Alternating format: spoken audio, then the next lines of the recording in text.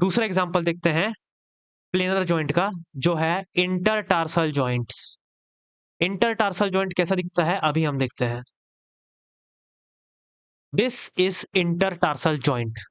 ये है हमारा फुट और ये है हमारे टार्सल्स, और दो या दो से ज्यादा टार्सल के बीच में जो जॉइंट है हम इसको बोलते हैं इंटरटार्सल जॉइंट्स, राइट। अब हम देखते हैं कि इंटरटार्सल जॉइंट्स में मूवमेंट्स कैसा होता है।